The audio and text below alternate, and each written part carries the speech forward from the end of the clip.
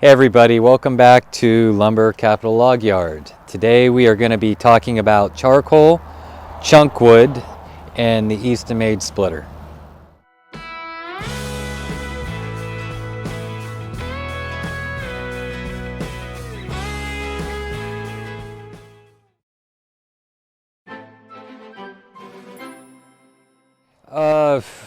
What we have going on here today is I am making charcoal and we are making smoke wood. So we're doing that all at the same time. Judah's over here, he's moving around over. It is so muddy. Finally tonight we are told it is going to freeze and it looks like we've got a good cold stretch coming. So we've been working up here on the asphalt, making a pretty big mess. So I am at the log yard again, hopefully for the last time for a while, but I have been having a lot of fun. This Eastonmade splitter, this thing is the cat's meow. I think if I only owned one splitter, it probably wouldn't be an upright and vertical one, an axis like this.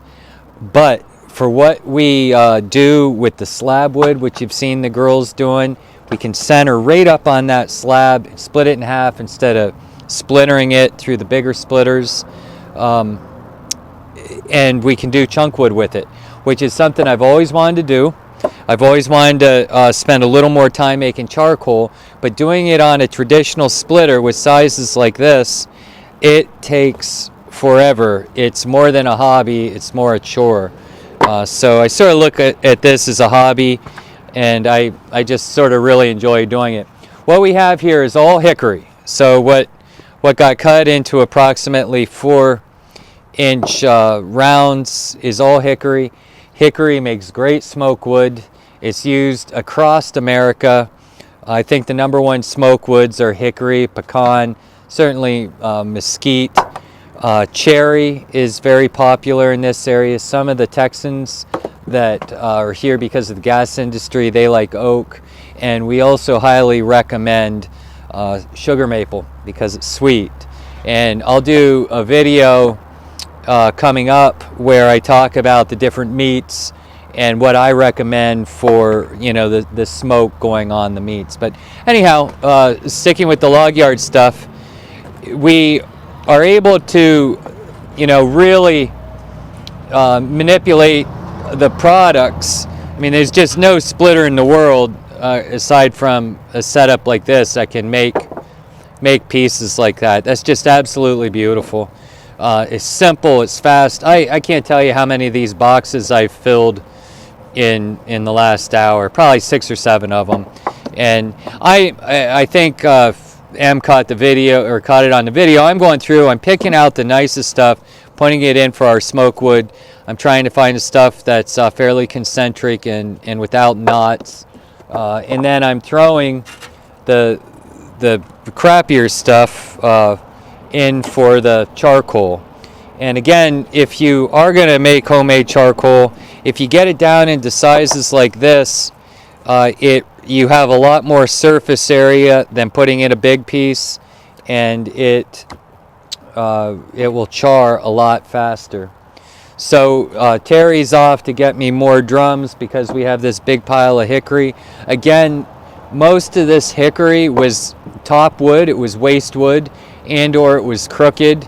I could have certainly run it into firewood. It's a great BTU firewood, but we decided to, you know, since we have the splitter here for a time yet,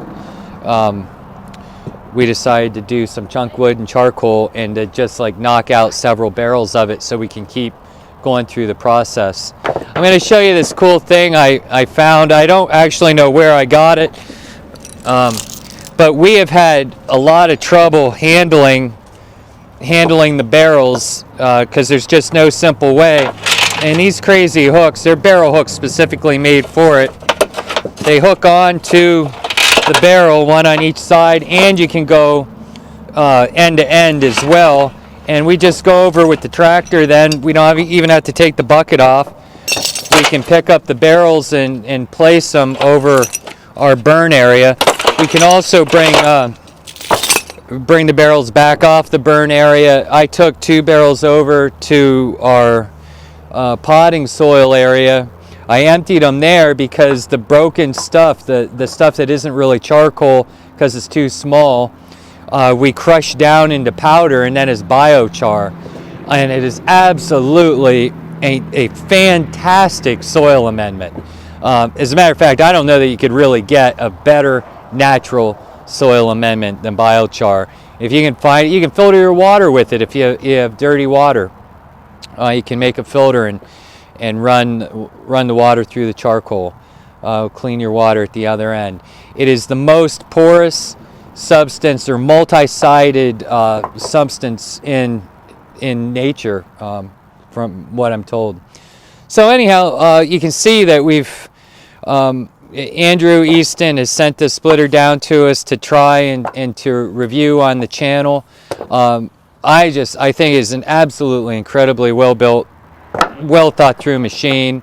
Like I said, I'm not sure if it was if I only could have one, that it would be this machine.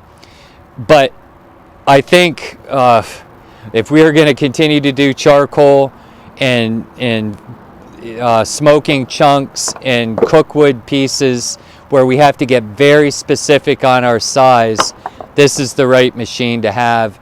It is so fast. It's so much faster than a horizontal splitter, and by having a machine like this, you're really able to speed up the process of making that piece exactly how you want it. The other thing I did with the smoke wood was I actually made a cant out of the rounds, and I only took the smoke wood out of the center of the round. And the reason I did that was because then the bark and went into the charcoal, and in our smoke wood there's absolutely no bark on any of it. So the bark of course can have a lot of dirt and material in it, and you know, when you go for your smoke wood, you have a very clean piece.